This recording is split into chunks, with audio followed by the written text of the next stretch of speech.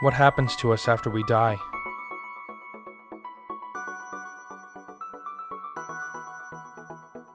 Do we cease to exist? Are we judged for our actions and sent to the pearly gates or the fiery pit? Or do we live on? Is it possible that we are on an endless journey for knowledge and self-improvement? Or is this place that we call Earth our eternal punishment? This is what we'll attempt to document. Welcome to the Regression session.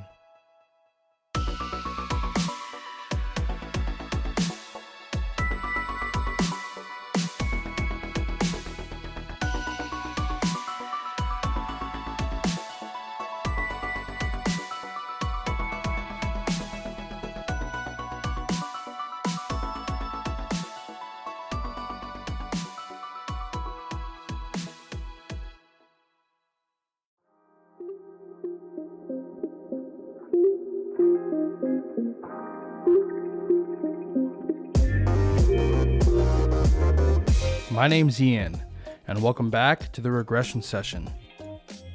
Today we'll be hearing from D, who's had dreams of what he believes are past life memories, one of which was being a child and the other is a memory of being a soldier in Lebanon.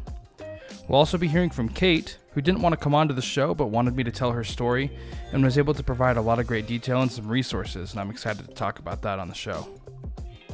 Following Kate, we'll hear a few shorter submissions, as well as an experience from David, who remembers being a pilot in World War II and a soldier fighting in the Gulf War. If you've had an experience and you'd like to be on the show, or if you'd like me to tell your story, shoot me an email. My email is theregressionsession@gmail.com. So without any further ado, we'll get right into Dee's story. I'm 20. I used to be Baptist, and by used to I mean I was forced by my parents at a very young age, but am currently agnostic. I randomly have dreams that relate to past lives or future events that will happen in this life. I haven't found a way to control this ability, but would like to. In my first memory, I was a kid on a lake with my dad and friend waiting for my girlfriend. I know it was a different person, but it felt more like I was waiting for my current girlfriend of this life and not a past life. It could have been a twin flame or soulmate situation. I was on a raft that was tied to the shore about 100 feet away. My dad and friend were by the ropes tightening them, and I tried to stand up and fell into the water. For whatever reason, I wasn't able to swim. I don't know if it was because I didn't know how to swim, or if I was just too shocked or had the wind knocked out of me. I sank to the bottom of the lake and tried to move, but I got stuck in the mud and gave up. I suffocated, and then I woke up. I also had a dream about being a soldier in Lebanon. In the dream, it was a dusty and sunny day, and I was tense about my partner being late to a meeting with me and my general, so I was pretty on edge. Then I heard my partner coming around the corner behind me, and just as I saw him, a helmet slid between and underneath his legs.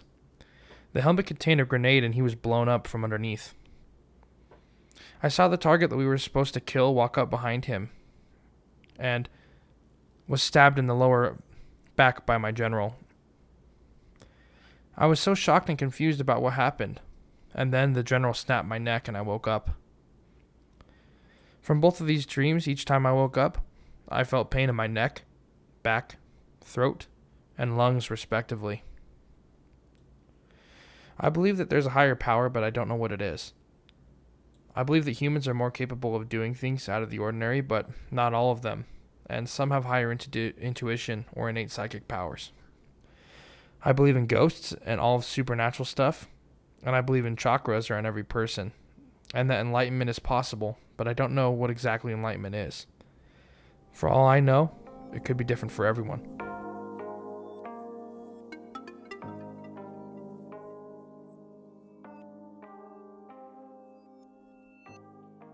My name is Kate. I'm 23. I've never really been a believer in religions, nor have I ever really believed wholeheartedly in things like reincarnation or past life memories. All that changed when I began to learn about near-death experiences. I read hundreds of accounts, tons of studies, and even spoke one-on-one to Dr. Kenneth Ring, one of the most important people in the NDE field. I was slowly beginning to realize that there was more than meets the eye when it came to what comes next. These were not just hallucinations. What people saw, felt, and experienced was real, and it had been happening for hundreds of years, even thousands, as we have accounts of people from ancient Rome and Greek times having NDEs. This slowly turned into an obsession, and I fell down the rabbit hole of reincarnation. This all began when I read the book A Journey of Souls. At first went into it thinking that it was all mumbo jumbo, that the people who were being hypnotized into a previous life were either just on drugs or imagining it.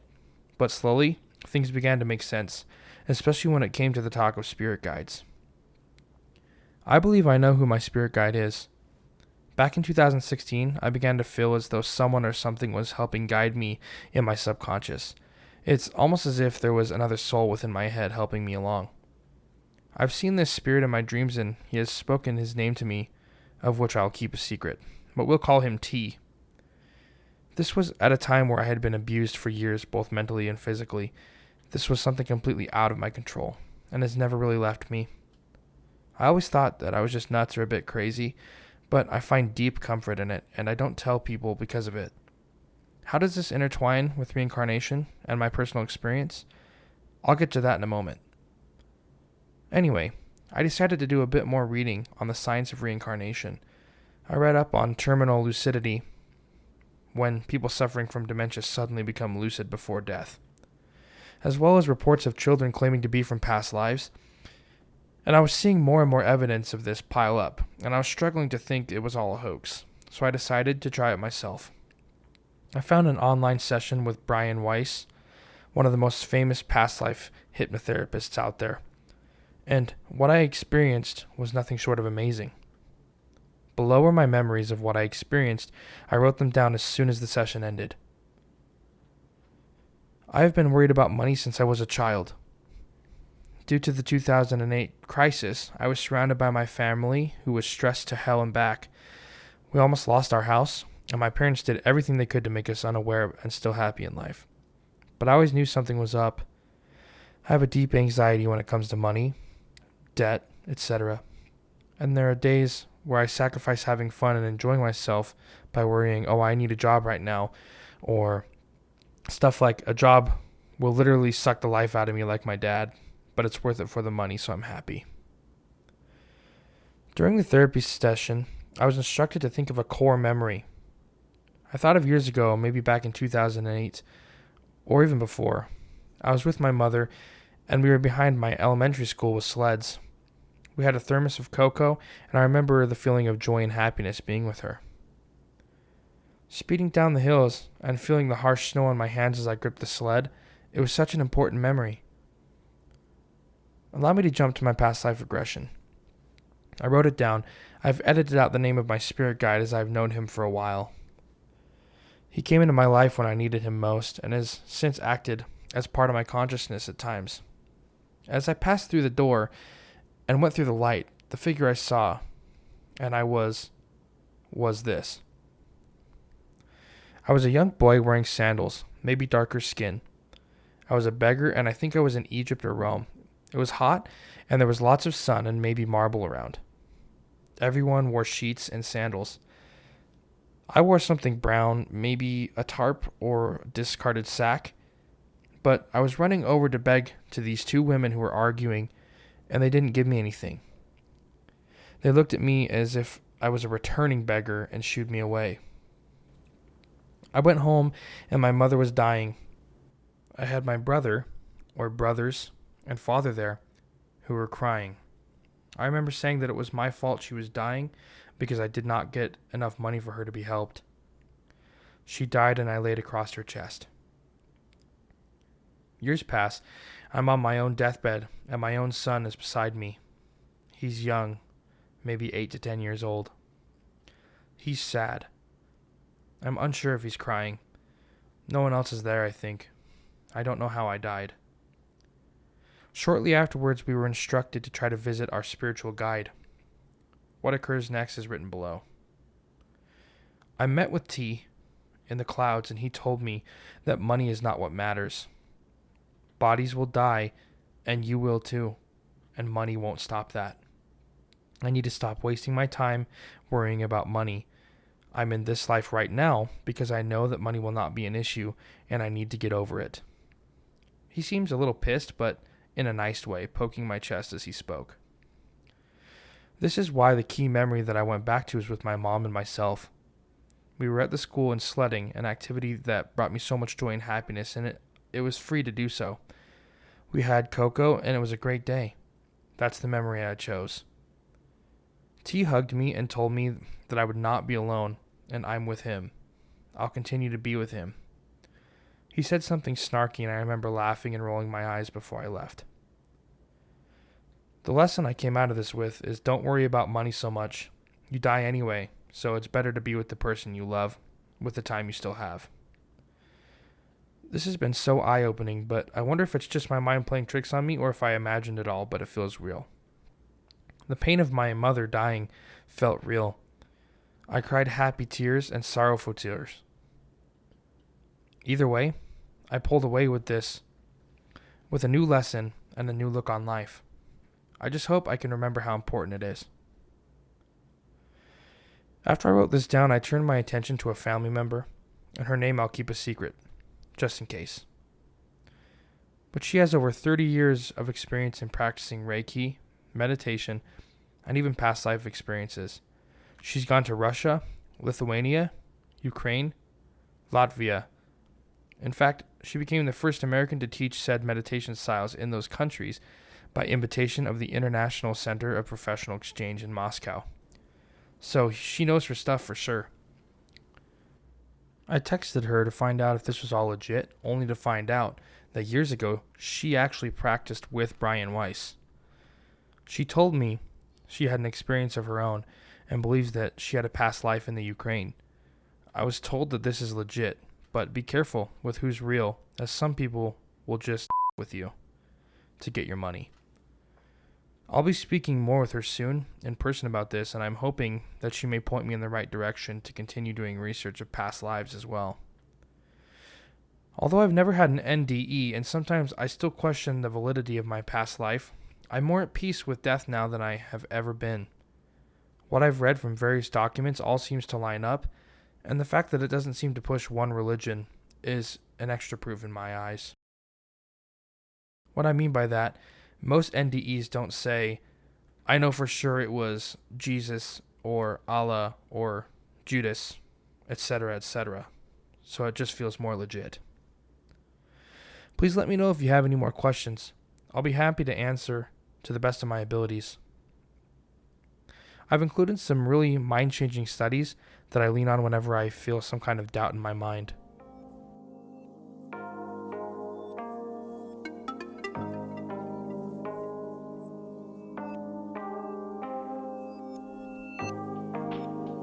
The studies included in Kate's email are as follows. Spontaneous remission of dementia before death, results of a study on paradoxical lucidity. Seeing dead people not known to have died. Peak in Darien experiences.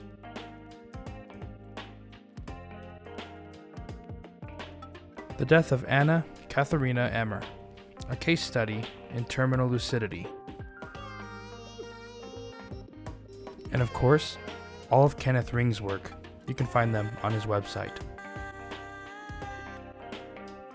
And while A Journey of Souls wasn't specifically mentioned as one of the studies or resources to look up, it was mentioned earlier in Kate's story, and I would really recommend taking a look into this book. I don't know if I 100% buy into it,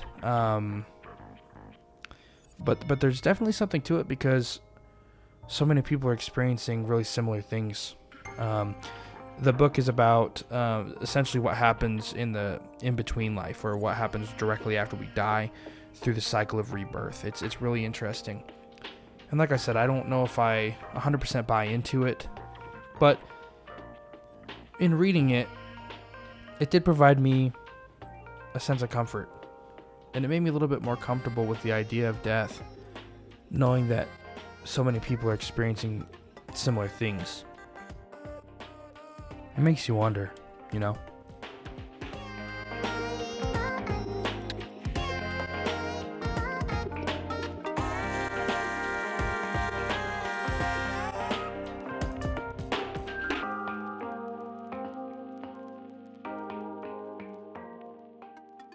I once had a very vivid dream about being a horse. It was strange because I didn't feel like a human in a horse's body. It was just me. I knew only what I saw and what I felt. I was part of a group of horses being overworked someplace, but was so young I couldn't remember it. We had an opportunity to escape and fled through the countryside, splitting up into smaller groups as we went.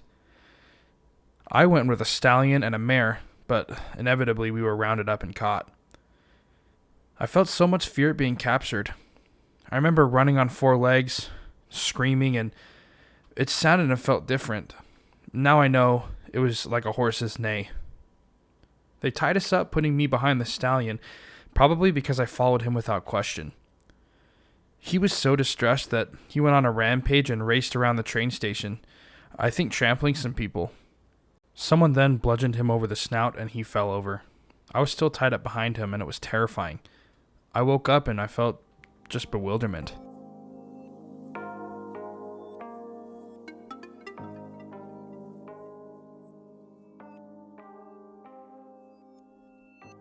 My oldest memory is my worst nightmare.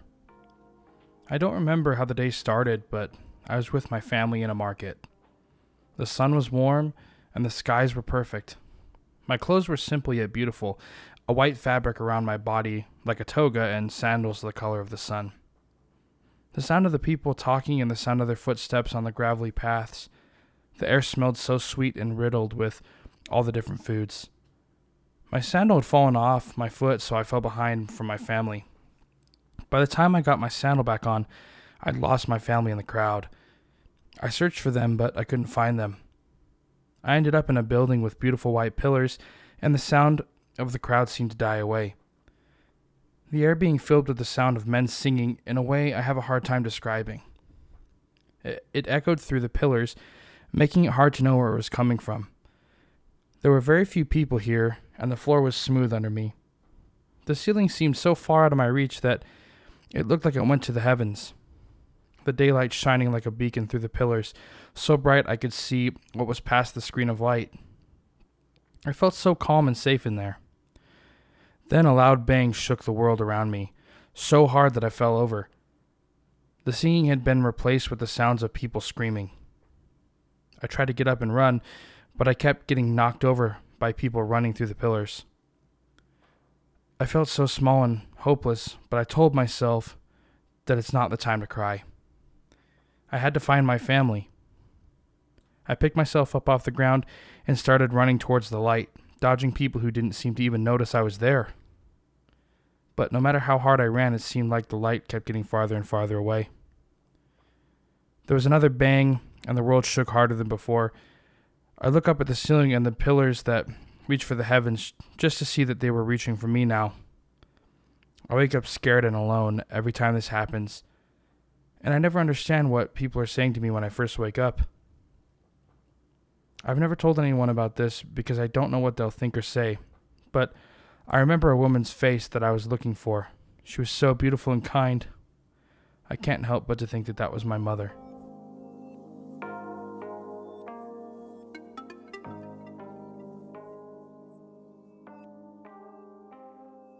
My name is David. I'm 26 years old, live in Europe, and I work as a forest ranger. I really love nature, forests, animals, history, and cooking. I draw a lot, and I also listen to different styles of music. For example, classical, rock, swing, punk, indie rock. And I also believe in something supernatural above us, but I don't know what it is. My mother always told me, the universe will take care of you. So I believe in destiny. How did my experience start? Well, since I can remember, my childhood memories are a little mixed with emotions, feelings, and visuals from somewhere else. I lived in rural areas as a kid, but For example, we don't have any large roads in this area. Or I remember I was a kid and kind of lonely, but in fact, I had a lot of friends and we hung out together every day. I also remember the smell of chocolate chip cookies, but there was nothing like that in my country in the 1995 to 2000 time period. I also love the movie Titanic, not because of the story, but there was a large ship. Every boy loves some kind of large machine like planes or trains. I hated the underwater scenes though, and I also hated to swim in lakes or anywhere with murky water.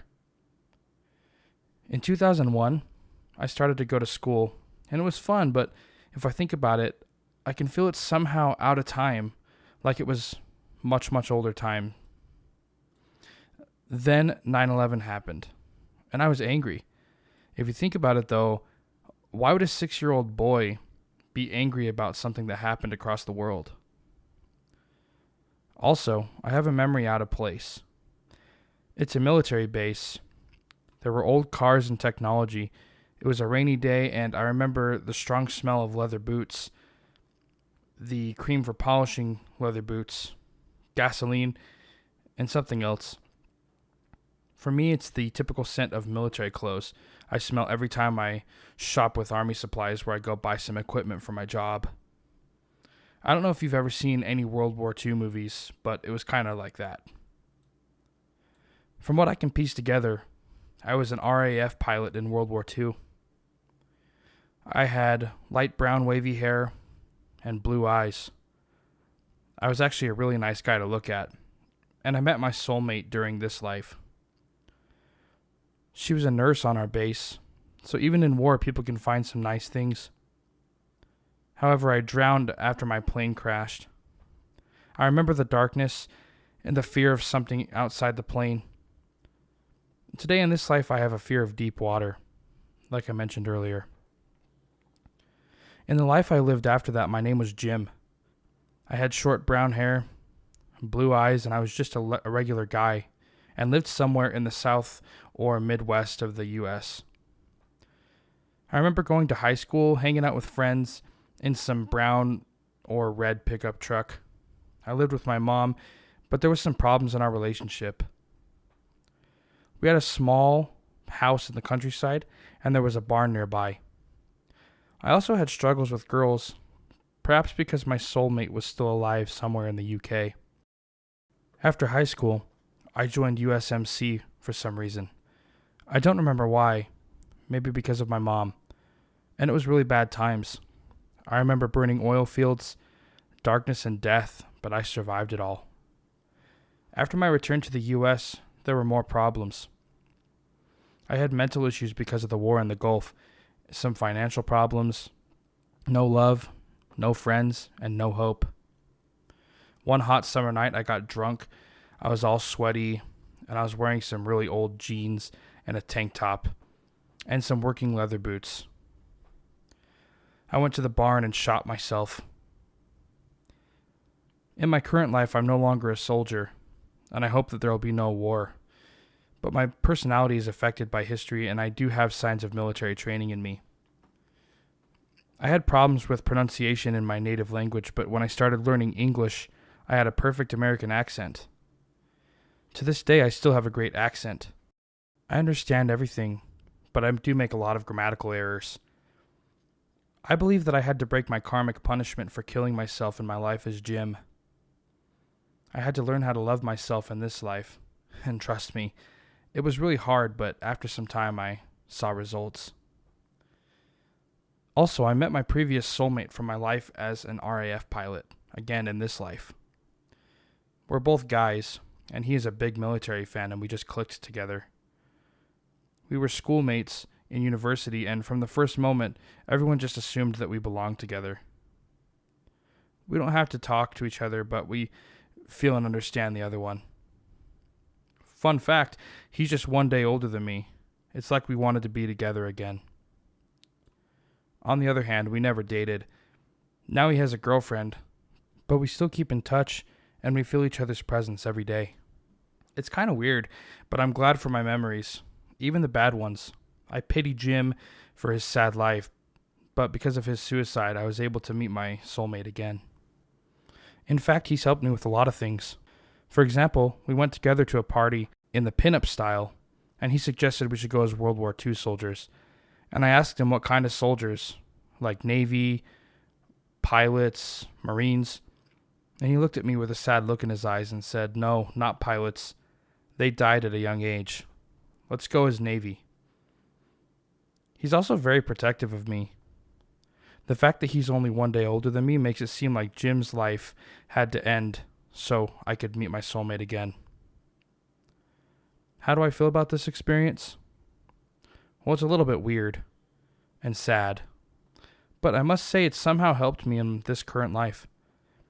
I don't have a father figure in this life, but I've had the echo of my previous lives inside myself who showed me the way. I still believe in destiny, and as proof I take the fact I was born as a Gemini, 2 people in 1 body. I'm not sure what happens after we die, but I think we can choose if we take another chance in this world or become a spirit guide for someone else. I also think some of us may become ghosts if they have a really strong attachment to their life. But I don't think it's a good choice. I imagine it like purgatory for the soul. You could get lost and become some dark entity, or eventually move on and leave your old life for another adventure.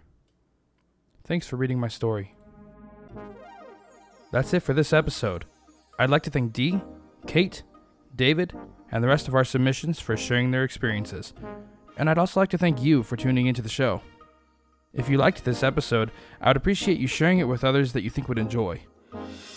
Links to the studies provided by Kate will be provided in the episode description. And remember, if you've had an experience and you'd like to be on the show, or have me tell your story, email me. My email is theregressionsession@gmail.com, and I would love to have you on the show.